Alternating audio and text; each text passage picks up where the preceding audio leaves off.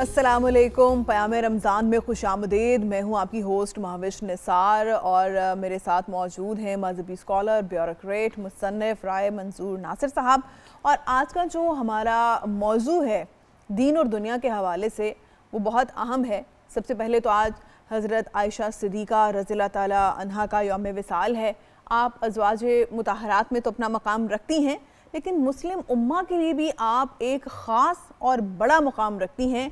ख़ासकर जो मुसलमान ख़वातीन हैं उनके लिए आप एक मशले राह हैं।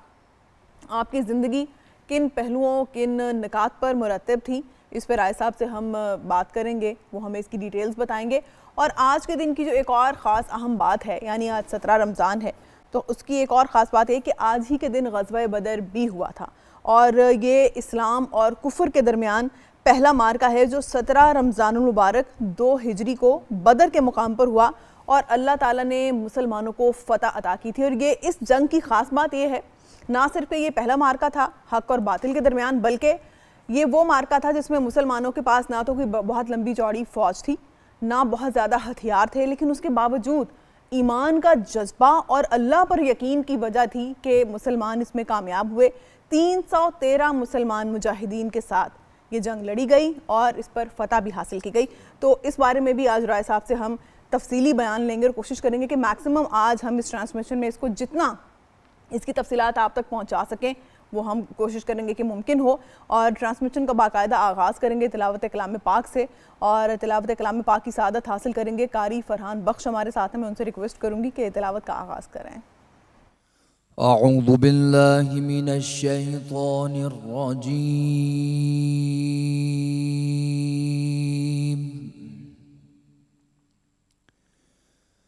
बिस्मिल्लाहिर रहमानिर रहीम।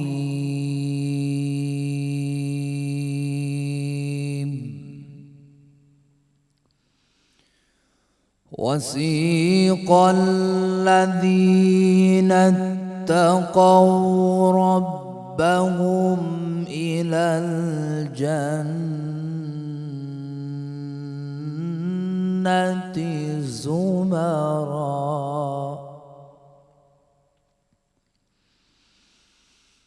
हत्ता इज़ा जाऊहा वफ़ुतिहत अबवाबुहा वक़ाल लहुम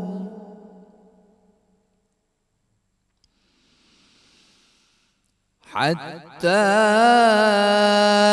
इज़ा जाऊहा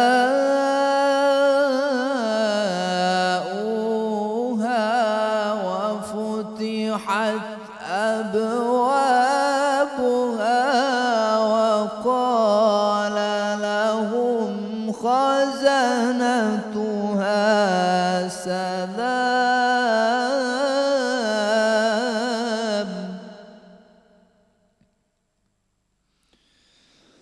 وقال لهم خزنتها سلام عليكم طبتم فادخلوها خالدين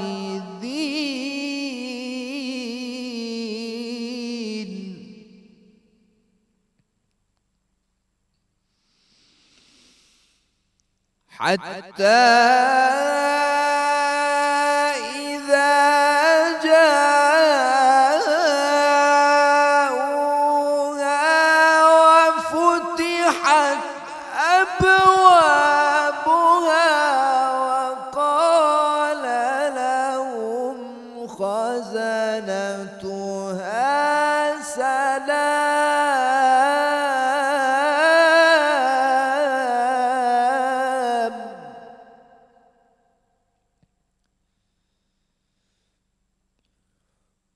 وقال لهم خزنتها سلام عليكم طبتم فادخلوها خالدين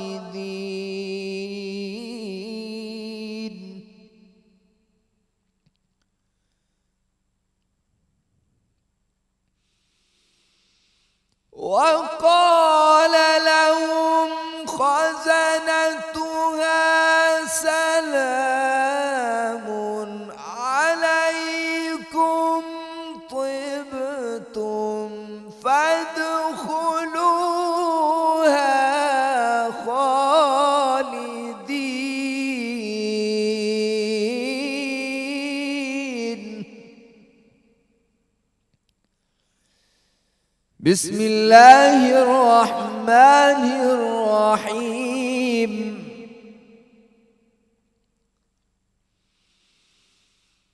इन्ना अअतैनाकल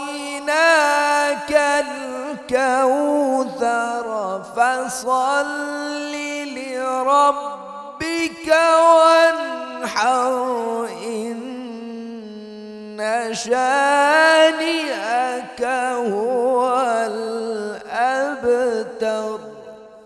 सदक़ल्लाहुल अज़ीम।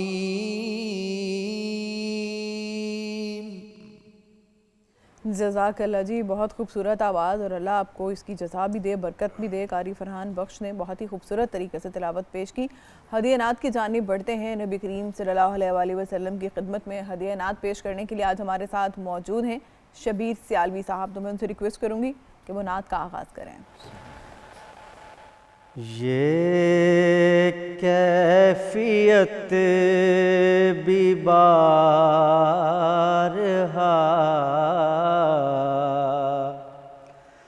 मुझ पर गुजर गई।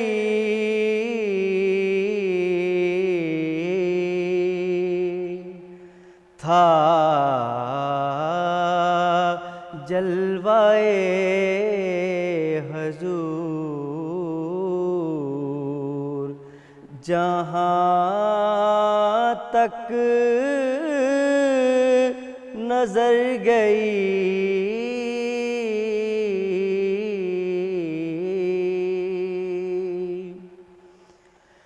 आँखों ने मेरी खुद में मदीना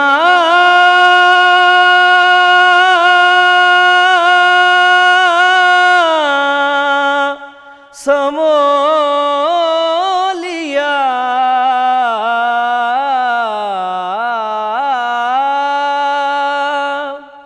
आँखों ने मेरी खुद में मदीना समो लिया। छोटी सी चीज़ कितना बड़ा काम कर गई। था जलवाए हुजूर जहाँ तक नजर गई।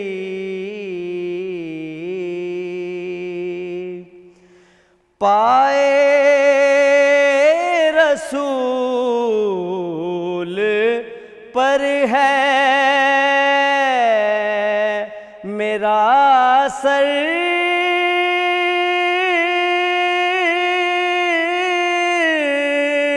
झुका हुआ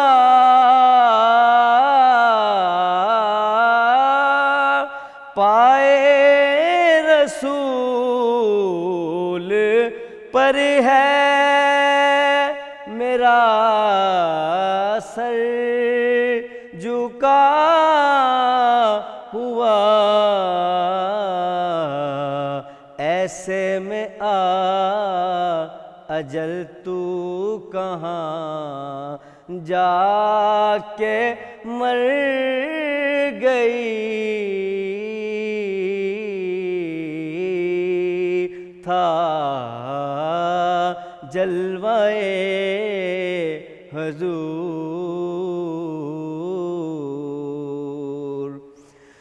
देखा है मैंने जब से दयारे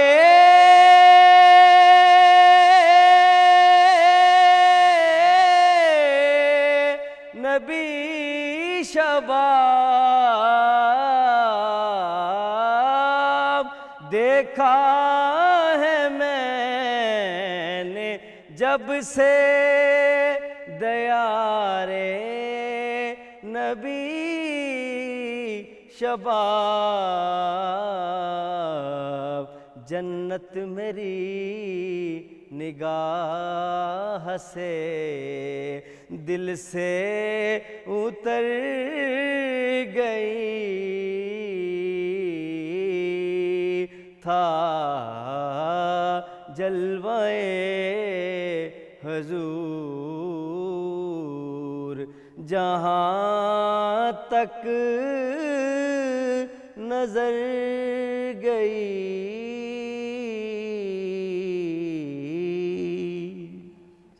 जी बहुत खूब, बहुत अच्छी आवाज़ और बहुत खूबसूरत कलाम शबीर सियालवी साहब ने पेश किया। इससे पहले कि हम अपने मौजू की जानिब बढ़ें, हज़रत आयशा सिद्दीक़ा रज़ियल्लाहु ताला अन्हा पे हम बात करेंगे। आज उनका यौम विसाल, एक छोटी सी ब्रेक लेंगे, साथ रहिएगा। रमज़ान में खुश आमदीद जनाब। ब्रेक हमारा कुछ ज़्यादा ही लंबा हो गया आपके साथ, लेकिन गुफ्तगू के सिलसिले को वहीं से हम शुरू करेंगे। राय साहब आज हमारे साथ मौजूद हैं। हमने रिक्वेस्ट की राय साहब से कि रुक जाएं थोड़ी देर के लिए, क्योंकि जो दो अहम मौज़ूआत हैं उन पर बात करने के लिए उनकी मौजूदगी ज़रूरी है। हमारी मेहमान भी तशरीफ़ ला चुकी है, न्यूट्रिशनिस्ट हैं हमाला खान आ चुकी हैं, उनसे भी बात करेंगे। थैंक यू हमाला आपके आने के लिए। बस थोड़ा सा टाइम हमें चाहिए होगा, आज हमारा ब्रेक लंबा हो गया। तो जनाब हज़रत आयशा सिद्दीक़ा रज़ियल्लाहु ताला अन्हा का आज यौम विसाल है, उस पर हम राय साहब से कहेंगे बात करें। आप बहुत अहम मुकाम रखती थी अज़वाज मुताहरात में भी, और नबी करीम सल्लल्लाहु अलैहि वसल्लम को बाहसीयत जो है वो शरीक हयात आप उनके दिल के बहुत करीब थी, और उम्मत मुस्लिमा में ख़वातीन के लिए बहुत आम एक रोल मॉडल की हैसियत रखती हैं। तो जनाब किचन की भी आपको सैर कराएंगे, महविश से भी मिलवाएंगे, वो आ चुकी हैं किचन में। लेकिन अभी इस टॉपिक में हम बात कर लें ताकि आप तक जो इन्फॉर्मेशन हम कन्वे करना चाहते हैं वो हो सके। तो रहता हमें हज़रत आयशा सिद्दीक़ा रज़ियल्लाहु ताला अन्हा की शख्सियत के हवाले से बहुत शुक्रिया जी। हज़रत आयशा सिद्दीक़ा रज़ियल्लाहु ताला अन्हा, हम जानते हैं कि हज़रत अबू बकर सिद्दीक़ रज़ियल्लाहु ताला अन्हु की बेटी हैं और हज़ूर अकरम सल्लल्लाहु अलैहि वसल्लम की ज़ौजा हैं, और बहुत बड़ा मकाम है आपका। और जैसे कि आपने कहा कि मुसलमान उम्मत की सारी हज़ूर वसल्लम के अज़वाज हमारी माएँ हैं, बिल्कुल बिल्कुल।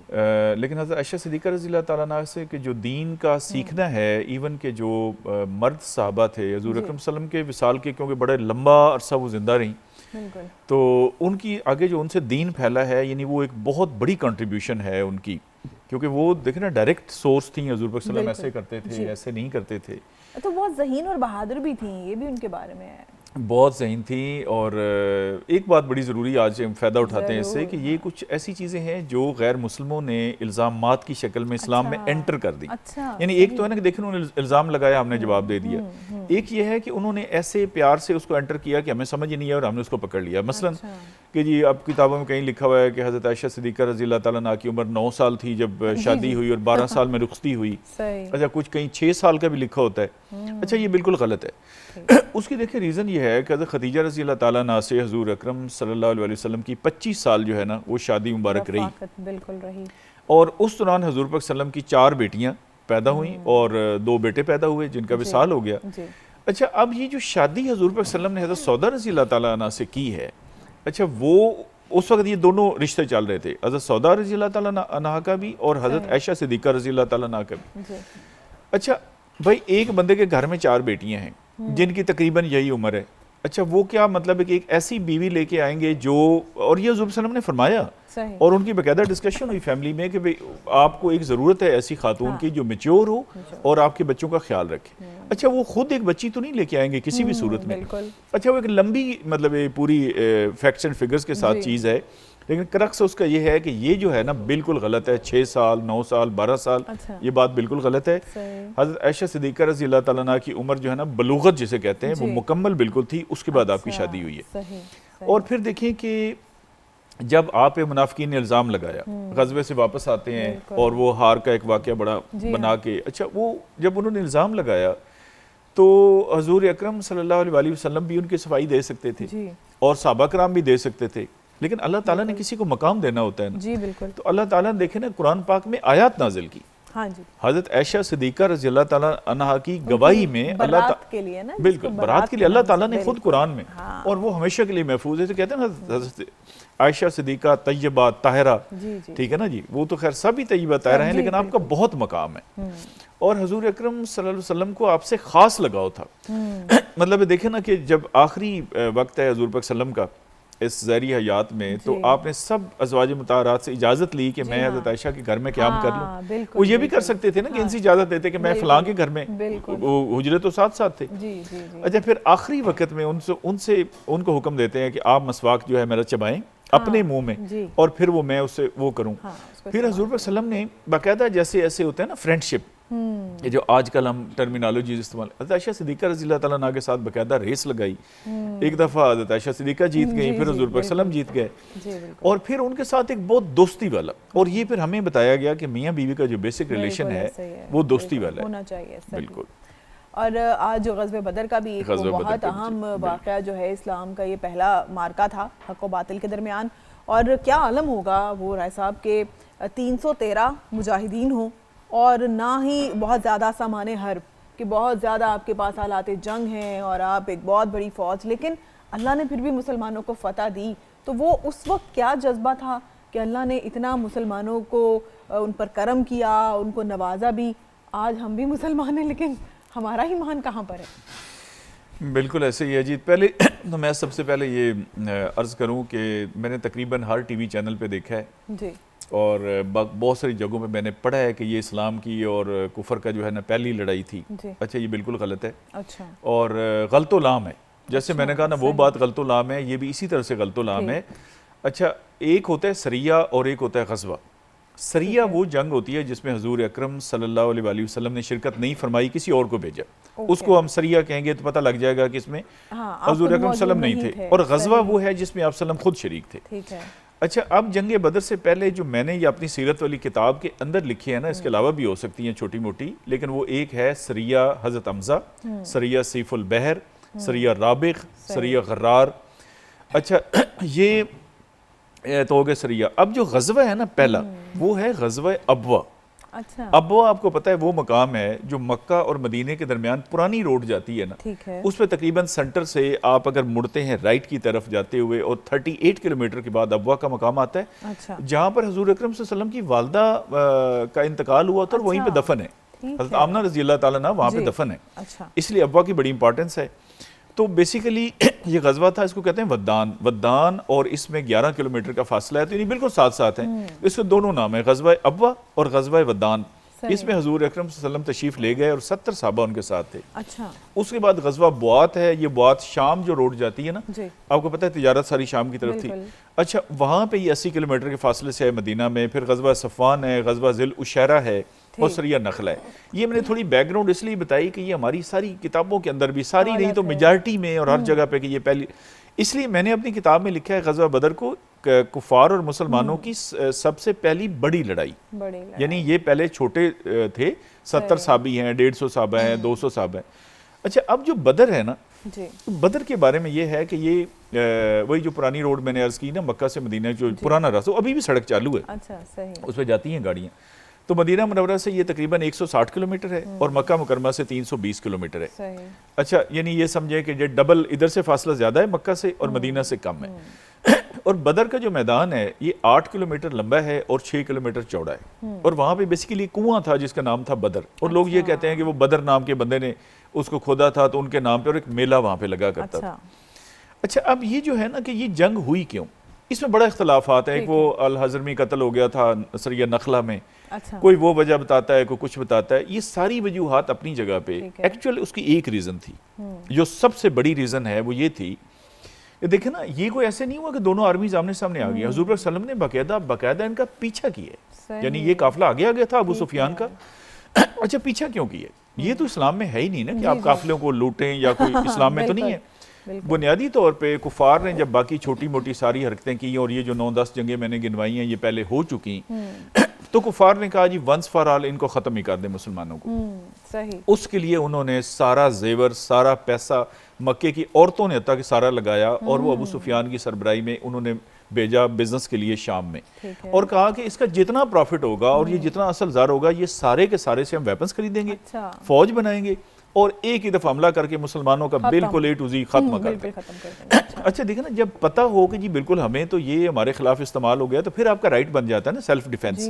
आप अपने दिफा में ये काम कर सकते हैं। और जब अबू सुफियान ये लेके आ रहे थे काफिला वहां से वापस शाम से, उसके साइज का अंदाजा करें कि वो जो सामान तिजारत था ना वापसी पे, 1000 ऊंटों पे वो लदा हुआ था। अच्छा, यानी कितना ज्यादा था, कितना ज्यादा होगा। 40 गार्ड जो थे, अब सोचे ना 14 साल पहले की हम बात करें, 14.5 साल पहले 40 सिर्फ गार्ड थे उसकी हिफाजत के लिए, बाकी मुलाजिम तो अलहदा थे। सही। और उसकी मालियत उस वक्त थी 500 करोड़ रुपए पाकिस्तानी बनती है। 500 करोड़, आप सोचे ना कि इतना ज्यादा उस वक्त पैसा हो मुसलमानों को खत्म करने के लिए। खत्म करने के लिए। मुसलमान थे कितने, थोड़े से तो मुसलमान थे। अच्छा, अब मुसलमानों की मजबूरी बन गई कि जब तक हम इसका कला कमा नहीं करते, देखें वेट तो नहीं कर सकते थे कि वो आए और हमें आके मार दें। बिल्कुल। वो फिर ये हुआ कि जब ये काफिला अबू सुफियान ने ज़ाहिर मदीने के पास से गुजरना था, शाम से वही रास्ता है, तो ये हजूर सल्लम और वो काफिला ऐसे जिग-जैग उस रास्ते से वो बचे और बदर में जाके इन दोनों का टकराव हो गया। टकराव इस तरह हुआ, काफिला तो निकल के बच के निकल गया, मतलब वो अबू सुफियान ने बड़ी तेजी से और महारत से ले गए, लेकिन उन्हें ये खदशा था कि पीछे मुसलमान आ रहे हैं, हजूर सल्लम फौज लेके आ रहे हैं, 313 थी, किसी वक्त भी हमला हो सकता है। उनके साथ देखिए मैंने कहा 40 थे, ये 313 थे। और देखे ना सारी की सारी मक्के की दौलत उस काफिले में थी, 500 करोड़। अच्छा, वही उनके पास टोटल पैसे थे पूरे मक्का शहर के पास, तो उनके भी स्टेक्स बड़े हाई थे। अच्छा, वो जब खतरा महसूस हुआ, उन्होंने एक बंदे को भेजा कि तुम ऊंट पे जाके बड़ी स्पीड के साथ जाओ मक्के, और वहां पे जाके ना वो ऊंट की ना नाक को चीर देते थे, नकील को। इसका मतलब है कोई बहुत बड़ा खतरा है। और एक रुमाल ऐसे लहराते थे। अच्छा, उसने जाके रुमाल लहराया और उसका मकसद ये, अच्छा वो काफिला, उन्होंने समझा हमला हो गया, काफिला पहुंच गया, इधर से ये निकल पड़े अबू जहल वगैरह सारे। अच्छा, अबू सुफियान ने कहा भी देखें काफिला बाहिफाजत आगे, लड़ाई की जरूरत नहीं। उन्होंने कहा नहीं जी, हमने तो लड़ना ही लड़ना है। अच्छा, अबू जहल ने पर्दा पकड़ा खाने काबे का और उसने कहा कि या अल्लाह, जो हमें सच्चा है ना, इसलिए इसको यौम फुरकान भी कहते हैं, ठीक है, फर्क पैदा। उसने कहा जी जो सच्चा है उसे गलबा अता फरमा दे। सही। वो अपने आप को सच्चा समझते थे। अच्छा, उसके बाद खैर ये दोनों फौजें चली गईं बदर के मैदान में, और मुसलमान थे 313 और काफिर थे 950। अच्छा, ये भी किताबों में जो 1000 लिखा हुआ है ये बिल्कुल गलत है, 1300 भी लिखा हुआ है वो भी गलत है। वो इस तरह से कि जब काफिर वहां से चले वो 1300 थे। अच्छा, रास्ते में कुछ कबीलों ने कहा कि भाई जब हमारा मसला था कि हमारा काफिला तिजारत सही पहुंच जाए, वो पहुंच गया तो हम क्यों लड़ाई करें।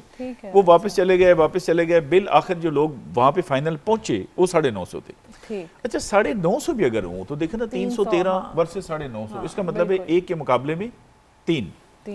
और असला उनके पास ज्यादा है, वसाइल उनके पास ज्यादा है। अच्छा, अब जब ये शुरू होता है ना, लड़ाई शुरू होती है, तो उस वक्त ये होता था कि पहले 2-2, 3-3 लोग निकलते थे, बाकायदा इसको ना वो एक फंक्शन के समझते हैं। अच्छा। एक इवेंट होती थी उनके नजदीक, ये कोई भी जंग ऐसे नहीं कि लड़ाई, ना, पहले एक निकलेगा, 2 निकलेंगे, 3 निकलेंगे। उन्होंने कहा जी 3 साहबी निकालें, हजूर सल्लम से कहा। और उधर से कौन आता है, उतबा, ये सरदार था मक्के का, और इस लश्कर का जो उनका था उसका भी ये हेड था।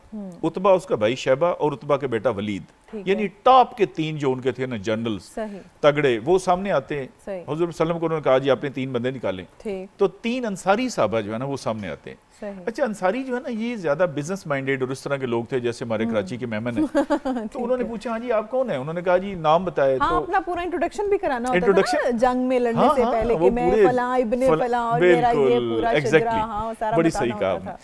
अच्छा, वो ये हुआ कि जब इन्होंने तारुफ कराया तो उन्होंने कहा नहीं जी आप अंसारी, हमारा आपसे मसला नहीं, हमारा मसला है इनके साथ ये जो हमारे अपने रिश्तेदार हैं ना जो मक्के से गए थे। अच्छा। तो उन्होंने कहा जी कि आप निकालें। तो अब फिर हुजूर सल्लम ने नाम लेके कहा, हजरत अली को फरमाया कि आप उठे, हजरत हमजा को कहा आप उठे, और हजरत उबैदा रजी अल्लाह ताला अन्हु को कहा कि आप उठे। हजरत उबैदा जो है ना ये हुजूर सल्लम के कजन थे। सही। हजरत हमजा हुजूर सल्लम के चचा थे, और हजरत अली भी कजन। देखिए ना, मैं जो बात करता हूँ हर दफा के घर से मिसाल देना, हजूर पाक सल्लम का सगा बहन भाई तो था कोई नहीं। जी हाँ। फिर इस सिचुएशन में कजन आपके भाई बन गए ना, एक कजन, दूसरा कजन और तीसरा चचा। ये नहीं है कि मतलब मुहाजिरीन में और भी लोग थे। जी जी जी। अच्छा, अब ये इंडिविजुअल मुकाबला हो गया, इधर से 3 उधर से 3। बिल्कुल। अच्छा, इन्होंने जाके तीनों ने वो 2-4 मिनट में काम फारिग कर दिया, वो तीनों जो है ना कुफार के मारे गए। अच्छा, उसमें हजरत उबैदा रजी अल्लाह ताला अन्हु को जख्म लगे, लेकिन बहरहाल वो जिंदा हालत में वापस आ गए, उनका बाद में फिर वो शहीद हुए। अच्छा, इसके बाद काफिरों ने कहा जी ये हमारे साथ क्या हो गया, यानी ये तो 2 मिनट में पासा ही पलट गया। यानी उनको तो ये था ना कि ये ऐसे मसला ही कोई नहीं। सोचे ना, जैसे हम 3 लोग बैठे हैं, जी जी, अगर इधर 9 लोग खड़े हों तो उन्हें पता है कि एक के मुकाबले में 3-3। अच्छा, आप मुझे रेस्क्यू नहीं कर सकती क्योंकि 3 आपके साथ, ये मुझे कुछ नहीं कर सकती, कवर नहीं दे सकते। अच्छा, अब मजे की बात बताऊं कि इस जंग में शैतान जो है वो इंसान के रूप में शरीक हुआ। अच्छा। शैतान जो है ये कुफार की तरफ से एक बंदा था, सुराका बिन मालिक, बड़ा मशहूर आदमी था। ये उसकी शक्ल इसने बनाई। अच्छा। और एक साबी थी हजरत हारिस बिन हशाम, उन्होंने इसको पकड़ लिया। अच्छा, उन्होंने तो था ना सुराका है, उन्होंने उसको जप्पा मारा, उन्होंने पकड़ लिया। तो इसने भागना चाहा तो इसने जोर से उनके ना सीने में मारा कोसा, और ज़ाहिर है वो शैतान फिर जिन है। अच्छा, वो फरार हो गया समंदर की तरफ। तो ये जब भाग रहा था तो काफरों ने कहा कि सुराका तुम किधर जा रहे हो? इसको फरिश्ते जब नजर आए ना, हुज़ूर सल्लम की मदद के लिए अल्लाह ने फरिश्ते भेजे। तो इसने कहा कि जो मैं देख रहा हूँ वो तुम नहीं देख रहे, क्योंकि ये फरिश्तों का सरदार बन गया था, इबादत करके था तो जिन, इसका नाम था अज़ाज़ील। तो ये एक इंटरेस्टिंग वाक़या है कि ये भी इसमें शामिल था।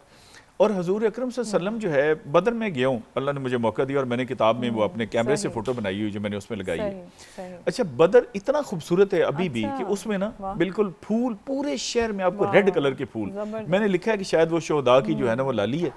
तो आज हम इतना ही डिस्कस करते हैं, लेकिन ये बहुत आम मौजू है, इसको हम कल इंशाल्लाह कंटिन्यू करेंगे। बिल्कुल एक स्टोरी टेलिंग की तरह और हकायक और सच्चाई पर मबनी ये वाक़या है, और ये तमाम मुसलमानों को सुनना भी चाहिए ताकि हम सब का भी ईमान ताज़ा हो और हमें ये समझ में आए कि मुसलमान होने का मतलब क्या है और ईमान की ताकत क्या चीज़ है। एक छोटी सी ब्रेक लेंगे, राय साहब का शुक्रिया अदा करेंगे और कल इस टॉपिक को हम आगे बढ़ाएंगे।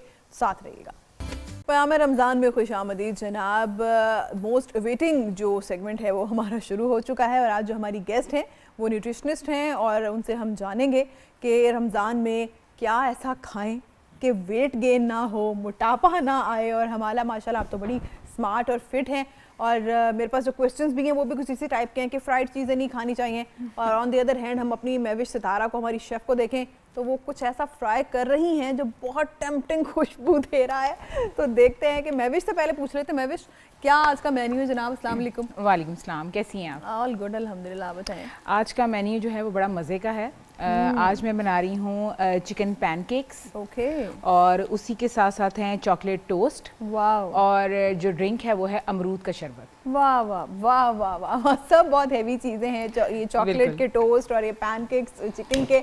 तो लेट्स सी, हम बात करते हैं हमाला से कि ये जो मेन्यू आज हमारे पास है तो ये कितना अच्छा है, वेट गेन इससे होगा नहीं होगा, क्योंकि सारे दिन की फास्टिंग होती है, आपने कुछ खाया नहीं है, कुछ पिया नहीं, और फिर एकदम हम देखते हैं लोगों को कि, और ख़ुद भी यही दिल में आ रहा होता है ना कि रोज़े में आप फास्टिंग में होते हो, यार मैं बस बहुत सारा पानी पी लूँगी और मैं बहुत ठंडा पानी पीऊँ ताकि एकदम से तसल्ली हो जाए, और फिर ये चीज़ें हमें नुकसान देती हैं। लेकिन जब प्रैक्टिकली हम पानी पीते हैं, खजूर खाते हैं, तो वो क्या फैक्टर्स हैं हमारा कि उसके बाद लगता है कि अब किसी चीज़ की तलब ही नहीं है, अब बस कुछ नहीं खाना है, लगता है बस ख़त्म, भूख ख़त्म, ये क्या मामला है? बिल्कुल, थैंक यू सो मच।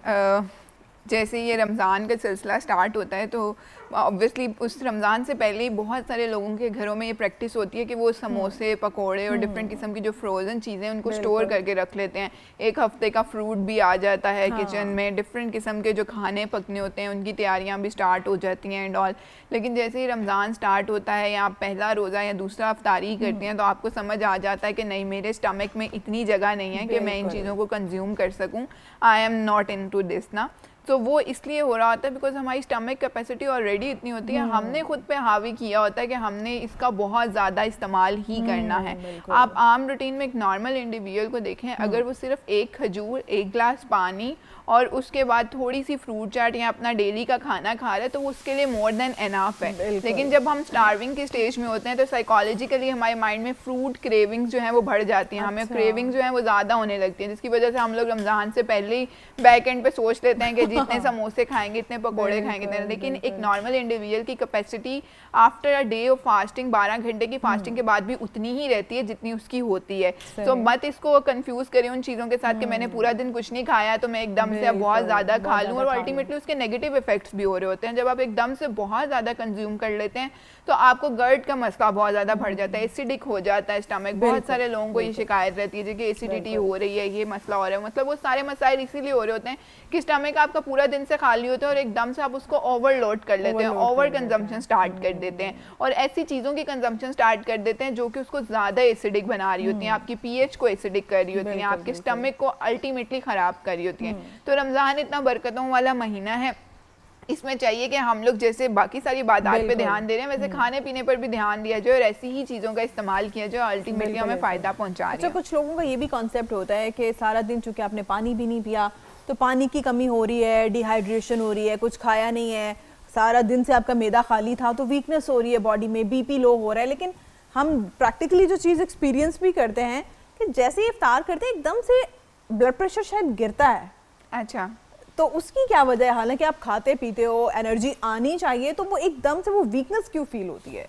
अच्छा, इसमें दो तरह की बात होती है। एक तो पहले मैं आपके ज़रा जो बहुत ज़्यादा पानी पीना है उसको एड्रेस कर लूँ। बहुत सारे लोगों में ये प्रैक्टिस है कि सहरी का टाइम हो या अफ्तारी का टाइम हो, वो एक ही दम से बहुत ज़्यादा पानी का इस्तेमाल कर लेते हैं। तो इसमें आप कोशिश करें कि अफ्तारी से सहरी तक 7 से 8 गिलास या 8 से 10 गिलास पानी का इस्तेमाल करें। ऐसा ना करें कि अफ्तारी में 3 गिलास पानी पी लें और 3 गिलास पानी आप सहरी में पी लें और आपको लगे कि आपका हाइड्रेशन स्टेटस मेंटेन हो गया। ऐसा बिल्कुल ना करें, ये एक बहुत गलत प्रैक्टिस है। कोशिश करें कि अफ्तारी से सहरी तक 8 से 10 गिलास पानी इस्तेमाल करें, क्योंकि आपकी किडनीज जो है वो ओवरलोड हो जाती है। जब आपकी किडनीज ओवरलोड हो जाती है तो अल्टीमेटली उन्हें फंक्शन करना मुश्किल। तो एक तो ये गलती जो हाइड्रेशन स्टेटस को मेंटेन करने के लिए बहुत ज़्यादा ज़रूरी है।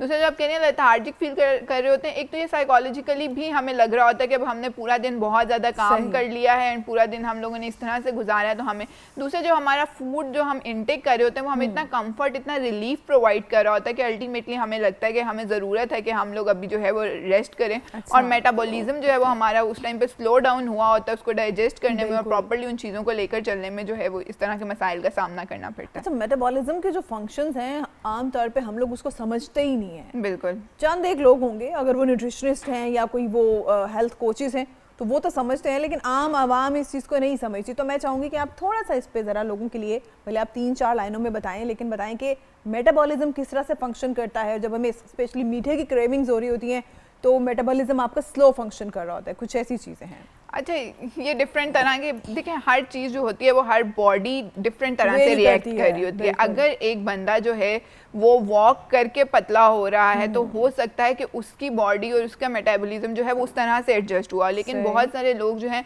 वो वॉक के साथ साथ जब तक डाइट नहीं करेंगे, अपनी डाइट हेल्दी नहीं रखेंगे, उनका वेट नहीं लूज हो रहा होता। तो ये दो डिफरेंट चीज़ें होती हैं जिसमें हम कहते हैं कि आप लोगों का मेटाबॉलिज्म वेरी कर रहे हैं। बहुत सारे ऐसे लोग होते हैं जो नॉर्मली जितना मर्जी खा रहे हैं उनको उतना वेट उनका गेन नहीं हो रहा होता, लेकिन बहुत सारे ऐसे लोग होते हैं जो कुछ ना भी खाएं तो उनका वजन जो है वो नॉर्मल से ज़्यादा बढ़ रहा होता है। उन्हें एक्टिविटी, फिजिकल एक्टिविटीज़ करनी पड़ती है और डिफरेंट तरह की चीज़ें कंज्यूम करनी पड़ती हैं। तो ये डिफरेंट लोगों का मेटाबॉलिज्म डिफरेंट तरह से एडजस्ट करता है और ये एक डाइजेशन की कैपेसिटी होती है कि आपकी बॉडी कितने इंटरवल में किस तरह से डाइजेस्ट कर रही है आपके फूड को और अल्टीमेटली आपको क्या चीज़ें प्रोवाइड कर रही है। तो ये तो हम लोग मेटाबॉलिज्म की बात कर ली। अब इसमें सबसे पहले रमज़ान के हवाले से अगर देखा जाए तो डाइजेशन के साथ साथ एक मसला ये भी है कि हम लोग कंज्यूम क्या कर रहे हैं जो अल्टीमेटली हमारी बॉडी में डाइजेस्ट होने में मसाइल पैदा कर रहे हैं। कोशिश करें कि रमज़ान में, बीइंग अ न्यूट्रिशनिस्ट, बहुत सारे लोग अब रमज़ान में हमसे डरते हैं कि हम लोग उनके समोसे, पकोड़े या फ्राइड चीज़ें बंद ना करवा दें। सो मैं कोशिश करती हूँ, मैं बहुत सारे अपने पेशेंट्स को जो रमज़ान से पहले मील प्लान्स भी ले रहे होते हैं उनको ये ज़रूर सजेस्ट करती हूँ कि आप खाएँ समोसे, पकोड़े, जैसे अभी हमारे किचन में इतना कुछ बन रहा है तो ये ज़रूर कंज्यूम करें, लेकिन एक पोर्शन में रहकर कंज्यूम करें। सो पोर्शंस आर वेरी इंपॉर्टेंट। अब पोर्शंस हम रमज़ान में कैसे बनाएं, क्योंकि ऑब्वियसली हम एक टेबल पर बैठे हुए हैं और सारी फैमिली के साथ बैठे हैं तो हमने खाना है। इसमें पोर्शन इस तरह से हमारे लिए ज़रूरी है कि हम लोग अगर पकोड़ों का इस्तेमाल करें तो पकोड़ों के अंदर हमारे पास बेसन की क्वांटिटी कम होनी चाहिए। जितनी ज़्यादा हम लोग बेसन की क्वांटिटी कम रखेंगे ऑयल उतना कम एब्जॉर्ब होगा और जितना ऑयल कम एब्जॉर्ब होगा वो उतना आपके लिए फायदेमंद है। से बचने के लिए एक ऑप्शन है एयर फ्रायर। बिल्कुल। अब मेरा यहाँ पे क्वेश्चन आपसे ये है कि हम समोसे, पकोड़े, रोल्स, लेट्स सपोज हमने उन्हें एयर फ्रायर में फ्राई कर लिया तो वो भी खाने के काबिल तो हैं, वो बिल्कुल टेस्ट में भी कोई फ़र्क नहीं आता। अब जो मोटापे का इसमें बायस है वो ऑयल था जिसमें हमने उन्हें फ्राई किया, या जैसे हम समोसे में आलू है, ये चीज़ें मसाले हैं, या वो भी मोटा करते हैं आपको? अच्छा देखिए, ये फिर अगेन दो बातें आ जाती हैं। बिल्कुल। हो सकता है कि आपने जिस पट्टी में जिसमें आप उनको रैप कर रहे होते हैं वो भी एक किस्म का कार्बोहाइड्रेट होता है। हमारे पास सफ़ेद मैदे का इस्तेमाल डिफरेंट चीज़ों से जो है वो रोल पट्टी या समोसा पट्टी बन रही होती है, वो हमारे पास एक कार्ब्स में आ जाते हैं। उसके अंदर जो आप चिकन या सब्जियां कंज्यूम कर रहे हैं they are very good to go. जितनी ज़्यादा आप सब्जियां ऐड ऑन करेंगे उतने ज़्यादा आपको न्यूट्रिएंट्स मिलेंगे, कैलोरीज कम मिलेंगी। आप जितना ज़्यादा बेसन आप यूज़ कर रहे होते हैं, बेसन भी अल्टीमेटली हमें कैलोरीज प्रोवाइड कर रहा होता है, न्यूट्रिएंट्स नहीं प्रोवाइड कर रहा होता। सो न्यूट्रिएंट्स लेने के लिए हमें क्या करना चाहिए, सब्जियां इस्तेमाल करनी चाहिए, उसमें सब्जियों का कंटेंट जो है वो ज़्यादा ऐड ऑन करना चाहिए। आपकी ये बात कि ऑयल हमें मोटा कर रहा है या कार्ब्स हमें मोटे कर रहे हैं, डिफरेंट लोगों पर डिफरेंट तरह से वो चीज़ें असर कर रही हो सकता है। एक बंदे को आलू बहुत ज़्यादा मोटा कर रहा है और दूसरा बंदा जो आलू कंज्यूम कर रहा है उसको उससे फ़र्क ना पड़ रहा।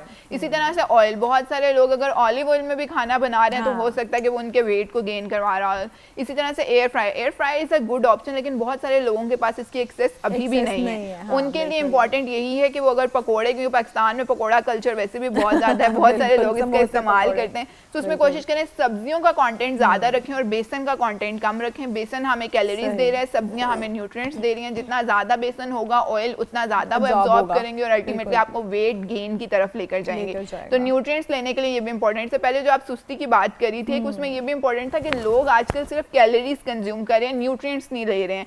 तो आप रमजान के एंड पे भी देखते हैं बहुत सारे लोग वीकनेस, लेथार्जी को डिफरेंट किस्म की बीमारियों इन दोनों में क्या फर्क है, कैलोरीज एंड न्यूट्रिएंट्स में? अच्छा, न्यूट्रिएंट्स जो है वो हमारे पास मिनरल्स और विटामिन्स में से हमें आ रहे होते हैं। हमारे पास डिफरेंट किस्म की जैसे सब्जियां, उसमें हमारे पास न्यूट्रिएंट्स बेतहाशा मौजूद है। हम कहते हैं विटामिन ए मौजूद है, बी मौजूद है, विटामिन सी है, विटामिन डी है।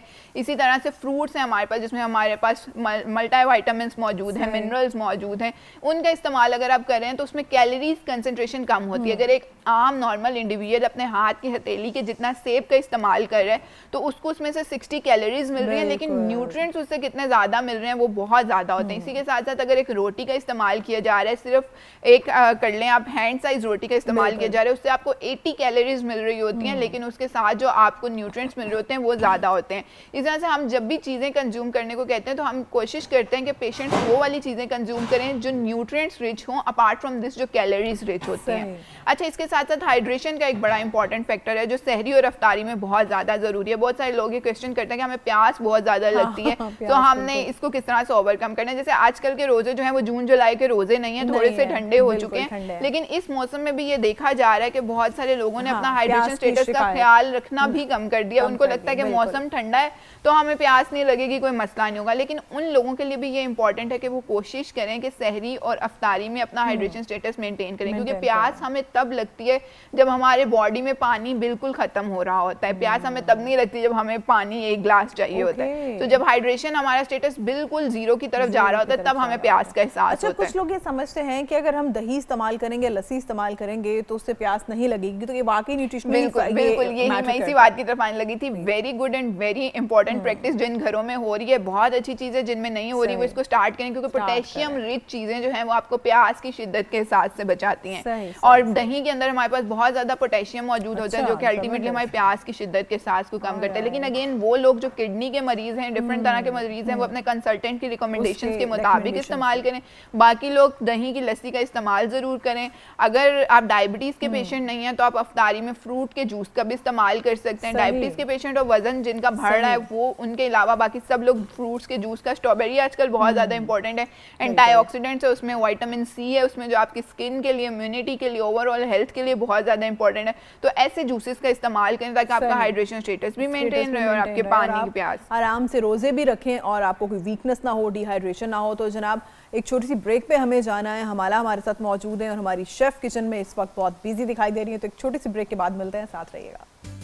ब्रेक के बाद खुश आमदीद। तो जनाब बढ़ते हैं अपने मोस्ट अवेटिंग सेगमेंट कुकिंग, यानी कि हमारे किचन की जानिब, जहाँ पर हमारी शेफ़ मौजूद हैं और आज अभी वो काम में मसरूफ़ हैं। आज आप रिकॉर्ड नहीं तोड़ सकी महविश, बिल्कुल। आज मेरे आने पे आप सब खाली करके किचन साफ करके खड़ी होती हैं। ऑलमोस्ट सब कुछ क्लीन कर दिया, लेकिन बस ये लास्ट केक रह गए थे, इसको निकाल। तो ये अभी बन रहे हैं जी चिकन के पैनकेक्स, राइट? अच्छा व्यूअर्स, वैसे पैनकेक्स तो हमने हमेशा स्वीट्स में ही सुने हैं कि मीठे में बनते हैं पैनकेक्स, लेकिन आज महविश ने कोई नई इनोवेशन कर दी है।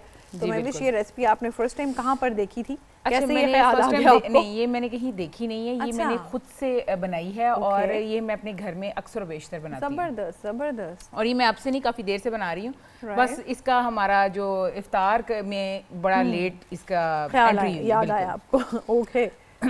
चिकन पैनकेक्स में मैंने सबसे पहले लिया है चिकन का कीमा, रेसिपी शेयर कर लें आप। हाँ बिल्कुल। कॉटेज चीज़ है 1 पैकेट, इसको हमने क्रश कर लेना है, हाथ से ही बेशक कर लें।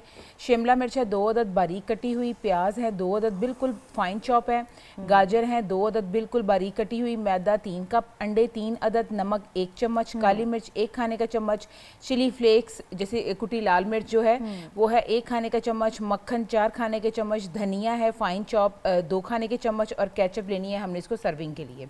सही। तो मैं इसको फ्लेम भी साथ साथ ऑफ कर देती हूँ। सबसे पहले बहुत ही इजी इसकी रेसिपी है, मतलब आप बनाकर सुबह इसका बैटर रख सकते हैं और ताकि आप इफ्तार के टाइम पे इसको फ्राई कर दें।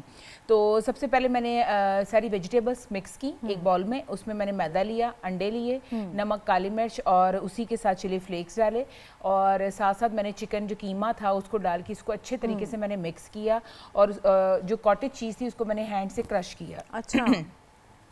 करने के बाद मैंने मिक्स करने के बाद मैंने एक एक चम्मच के साथ इसको बटर मैंने लगाया पैन को।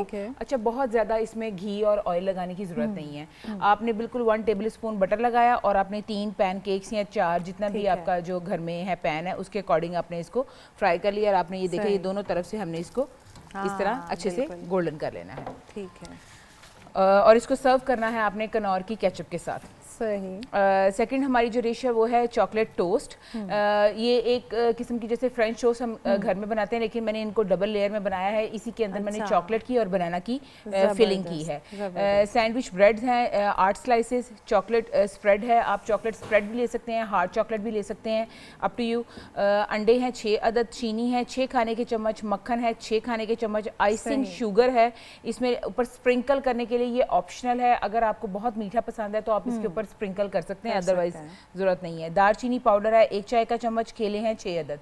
हमने केलों को स्लाइसेस लंबे वाले इसके स्लाइसेस कर लेने हैं। उसके बाद हमने ब्रेड का एक पीस लेना है, उसके ऊपर चॉकलेट स्प्रेड लगानी है, अगर आपके पास क्रश चॉकलेट है वो लगानी है, बनाना लगाने हैं स्लाइसेस और दूसरा टोस्ट रख के इसको प्रेस करना है और चारों तरफ से हमने कट करने के बाद इसको हमने बटर के अंदर फ्राई किया है अच्छे से। और जो हमने अंडा लिया है उसके अंदर हमने दालचीनी का पाउडर और चीनी के साथ उसको अच्छे से उसका एक बैटर बना लिया है। हमने अपने ब्रेड को बैटर के अंदर डिप करना है और उसके बाद बटर के अंदर हमने फ्राई कर लेना है। बिल्कुल शैलो फ्राई करना है, बहुत ज़्यादा फ्लेम नहीं करना, ताकि जो अंदर से चॉकलेट है वो अच्छे से मेल्ट हो जाए। सही। और इसको मैंने कट करके ये देखिए मैंने इसको डिश आउट कर दिया है।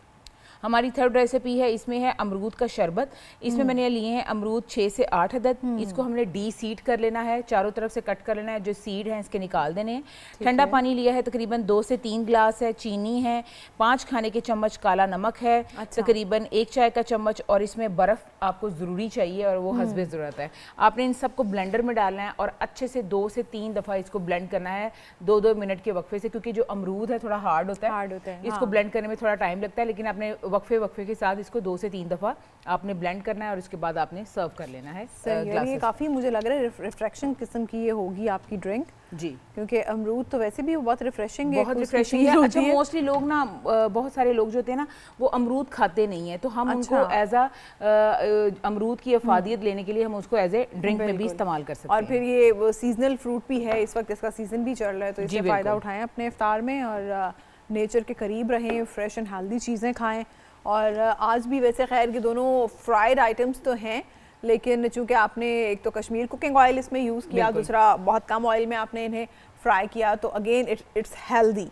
ये ऐसा नहीं है कि बिल्कुल कोई वो जंक फूड है और फिर ये बिल्कुल नहीं। अच्छा, आप बाजार के खाने के अगर साथ कंपैरिजन करें तो अगर हम बाहर से खाते हैं तो उससे तो बहुत बेहतर है कि आप घर में नीट एंड क्लीन तरीके से अपना खाना बनाएं और उसको खाएं और इफ्तार में क्वांटिटी को कम कर लें, लेकिन ये है कि आप अपना खाना एंजॉय कर सकते हैं घर पे इंजॉय कर सकते हैं। और बाहर वाले आपको सारा वो आएगा इसका टेस्ट भी, और आपको फील ही नहीं होगा कि आप बाहर से नहीं मंगवा के खा रहे हैं, बल्कि बाहर से बहुत बेहतर है कि ये चीज़ें छोटी छोटी रेसिपीज़ हैं जो कि हम डेली आपके साथ शेयर करते हैं और झटपट रेसिपीज हैं, बहुत लंबी रेसिपी लेंथी नहीं है, क्योंकि इसकी डेमो आपको यहीं पे मिल जाती है कि इफ्तार से 1 घंटा पहले तकरीबन ये स्टार्ट होती हैं और वो मुकम्मल भी हो जाती हैं, यहीं पे बन जाती हैं। और ये बच्चों के लिए बड़ी वो फेवरेट होती हैं कि ये चॉकलेट टोस्ट और ये पैनकेक्स टाइप की चीज़ें।